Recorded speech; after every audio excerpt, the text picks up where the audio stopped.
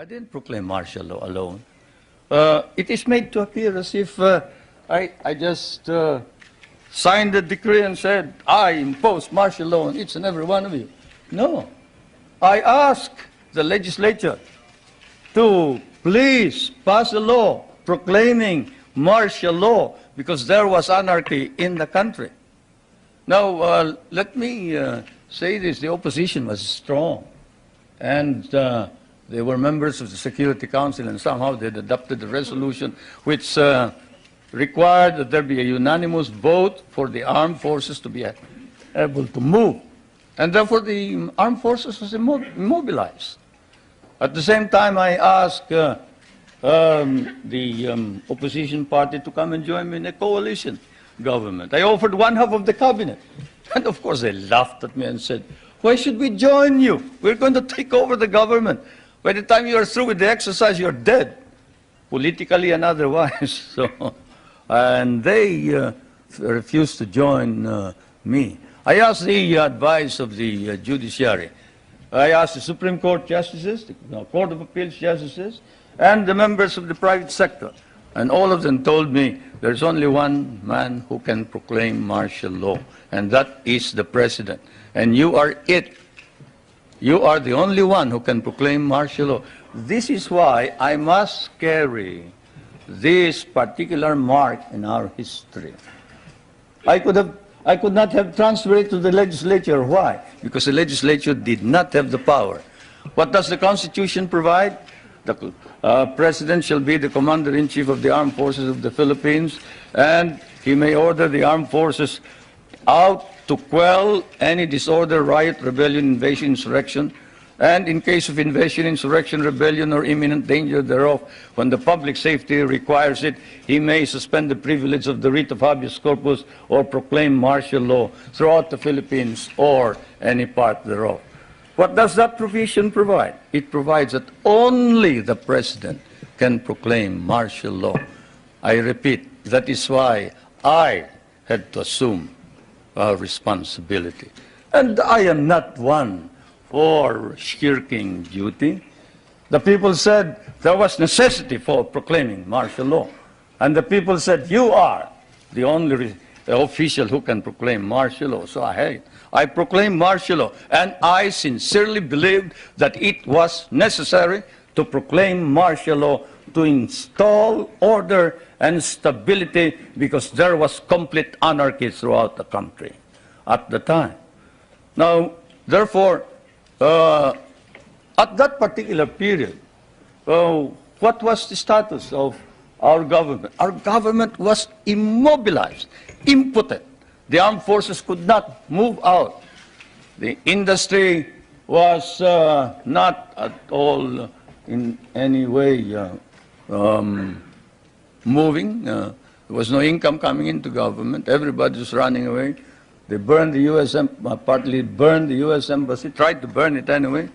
They tried to kidnap the American ambassador. American ambassador was Byroad, Ambassador Byroad. And they tried to kidnap our foreign minister, Romulo, whom you just saw today. And I told him, you better disappear because I will not ransom you.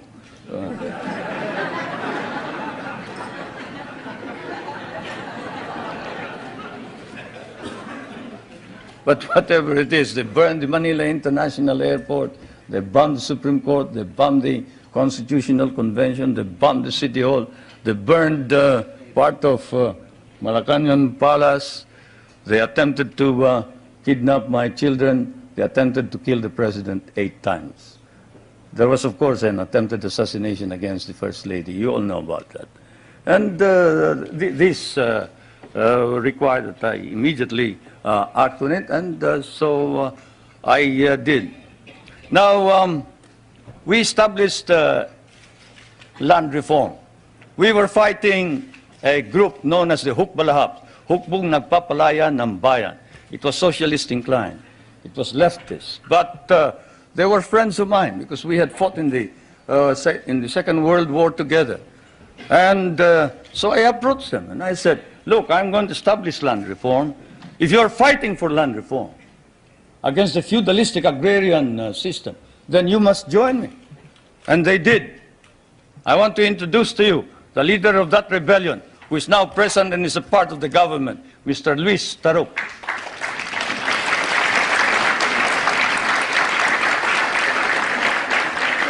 He is a member of the National Assembly. The one reason why he ran to the hills, according to him, was he was elected as a member of the old legislature and he was not recognized as such. He and the others. Now I want to introduce to you another leader of the Free Farmers Federation, which is also composed of farmers who wanted reform, but who are fighting for reform, but who are now joining in the effort to establish political stability and economic prosperity throughout the country, and who was Dean of the College of Law of the University of Ateneo, but abandoned his deanship in order that he may join in the effort to attain the noble mission of this new society. I refer to National Assemblyman Jerry Montemayor,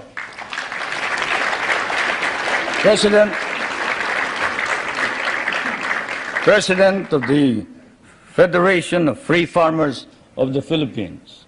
I would like to introduce also to you a young man who was very active against the government in 1972 and who paraded around the streets raising the flag of the Communist Party and organized the Kabataan Makabayan, which is the red organization of the youth. And this man is Nilo Tayag. Is he here? Anyway, he is somewhere around here.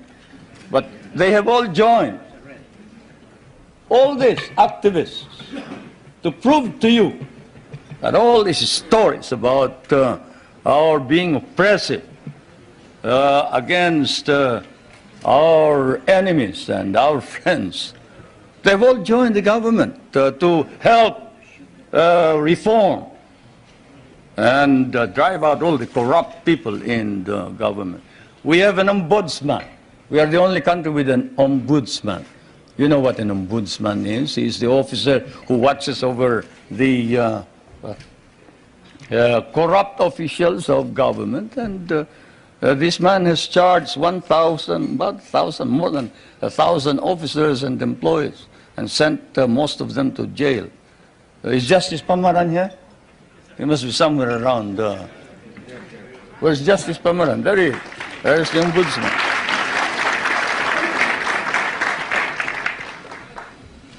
And we have not deprived anybody of private property. On the contrary, while we are a free enterprise society, we have an egalitarian base. We recognize private property, encourage private initiative. Our Constitution explicitly recognizes the importance of developing the national economy and protecting the patrimony of the nation.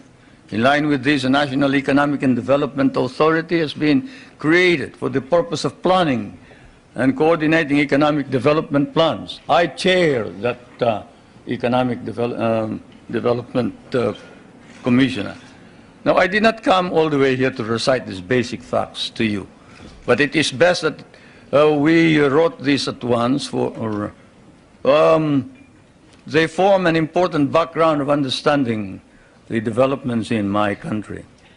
Relations between the United States and the Philippines now span, I'd say 84 years if you mark the Battle of Manila Bay, 184 years perhaps if you mark the brig Salem, from Salem, which when it returned to Salem brought back hides, indigo, lumber, pepper, and paid 24,000 in tariff duties.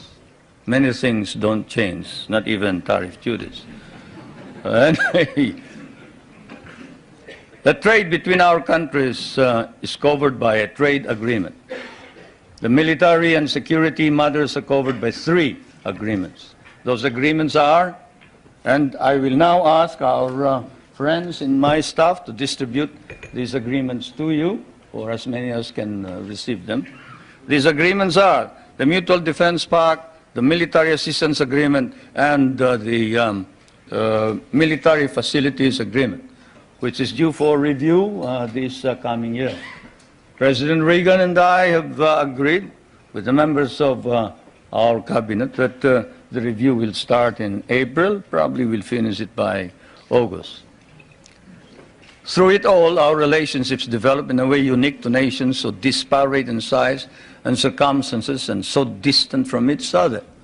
The direction which American colonization took in the Philippines in the political, economic, and military cultural spheres were such that for us, relations with the United States would remain crucial for a while. It is said that language is the greatest conveyor of culture. If that be so, if that wise man who said that is right, then your language has certainly conveyed to my country your culture. And this is why the relationship between our countries is something undefined. Our interests may have diverged in the period after our recovery of national independence in 1946, but this relationship has endured. And the question that is often asked is, does the Republic of the Philippines differ from the American Republic? Yes and no. It doesn't differ in the sense that it is democratic, but it differs in the sense that we have a prime minister, and in the sense that we try and make the legislature and the president or the executive work together. We cannot afford any stalemates. We cannot afford any delays. It is a modified presidential form of government, while yours is a complete and pure presidential form of government. Why did we change this?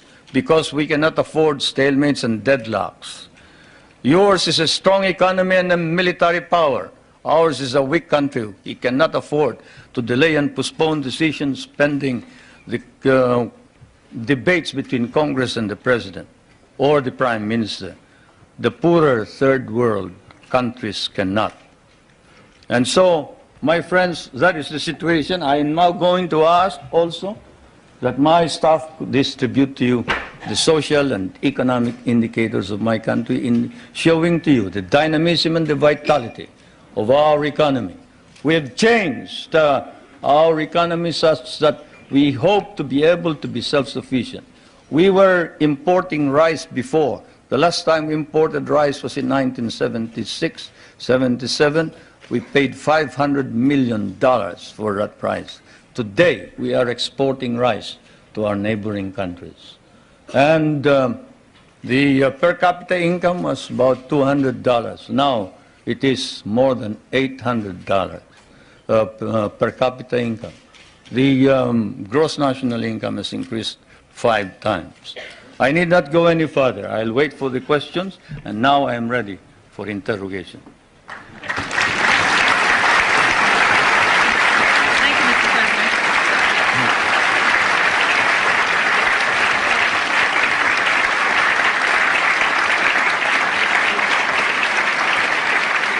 Thank you, Mr. President.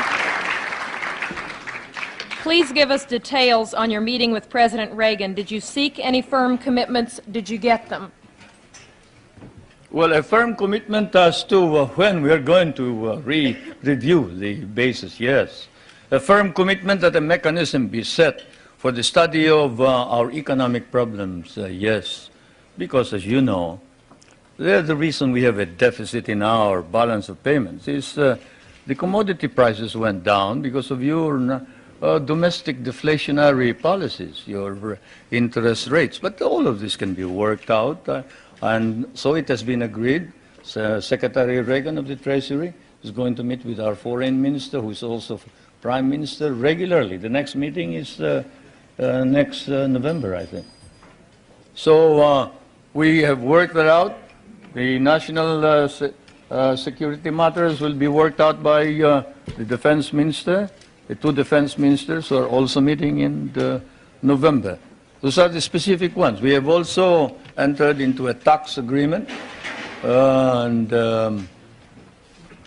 air agreement.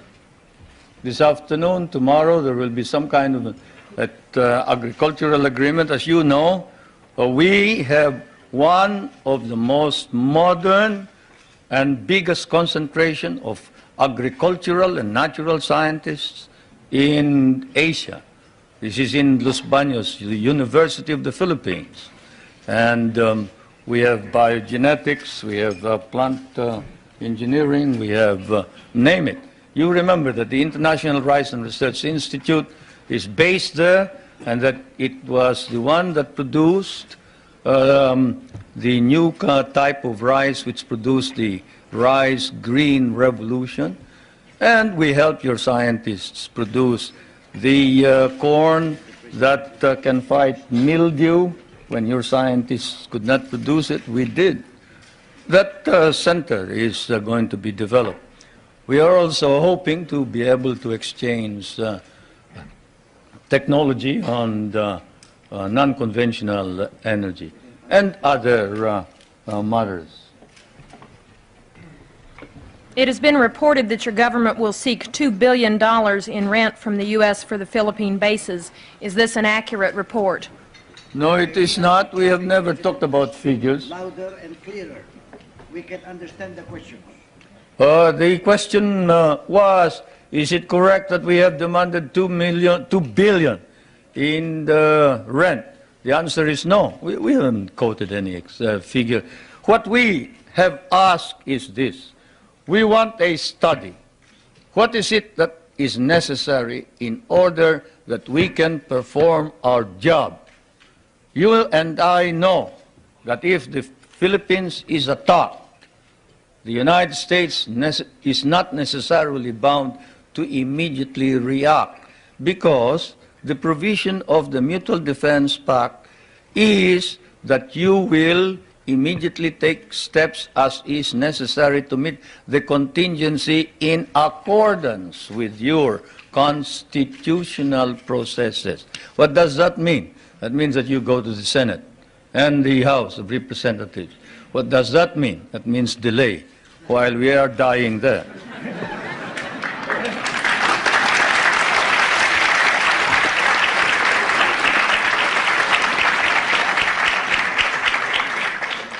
Most of our allies in Europe, concerned about resisting communism, give the U.S. free bases and even share the cost. Why shouldn't we expect the same kind of cooperation from the Philippines instead of demands for more rent? Well, for one thing, you haven't exactly paid for what we lost in the last war. If we must make an accounting, 75% of our cities were devastated in the last war. We lost 1 million men. Shall I quote you the statements of Roosevelt and MacArthur that every Carabao will be paid for? Shall I tell you that the veterans who were inducted into the USAF, the United States Armed Forces of the Philippines, of the Far East, your armed forces, were paid only 1/2 the salary of your soldiers? Shall I tell you that we almost turned communists because you refused to recognize us? Shall I tell you that I had a difficult time stopping my guerrillas, 25,000 of them from joining the communists, because precisely you sort of forgot that we had done the fighting for you, you know, and we were parts of your armed forces. But in fairness to the American Congress, when we came here and we called attention to the fact that we had been abandoned and forgotten, they themselves, in outrage, immediately passed a law recognizing the services of the Filipino and reinstating them as parts of the United States Armed Forces in the Far East, including back pay and benefits. That, Madam President, is the answer, in addition to the fact that those people that you are talking about have been making money at the expense of the United States for quite a long time, while we have not.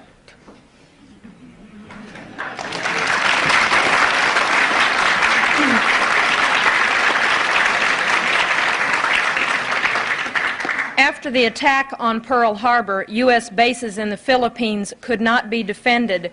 Why should we expect that in another war these bases would be more reliable? That's one of the questions that I wanted to find out.